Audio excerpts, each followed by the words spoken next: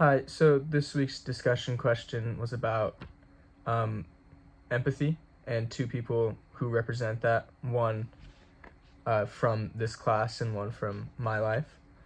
So the one from this class that I chose was Peter Paul Rubens. He was a painter in Flanders, so like essentially where Germany is now. And he's especially in the piece, The Allegory of Peace, where he painted. It's a very elaborate message to the King of England, who at the time was in a war with Spain, and that had been going on for 5 years at this point, at the point of that painting. And the way that he was able to express the empathy was relating to a lot of what the King of England would want. It was kind of said at that time that both sides wanted a peace treaty, but beyond that, there were some depictions of the goddess of peace, I believe, breastfeeding the god of wealth.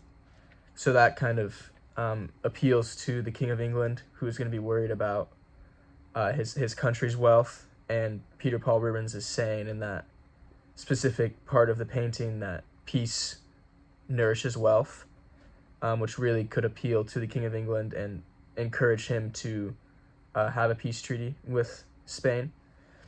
And then the person who shows empathy in my life would be my dad, not only through his job, but also just in being a father to me.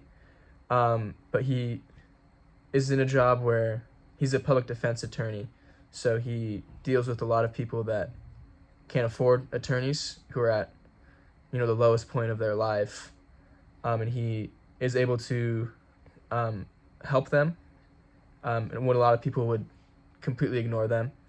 It's a time of people in these people's lives where even their family are walking out on them, so to have anybody who can see the good in them is very meaningful to them, and that's something that my dad does, and it's very admirable, but also shows his ability to understand others.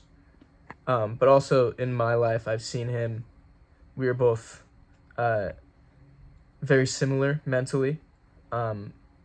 He always says that I am him, and he can kind of see through everything that I try to get past him. But even in just asking him for advice on certain situations, he's able to pick apart the most minute details of how I'm feeling, when I did not explain that to him at all. And he really is able to understand my feelings, especially.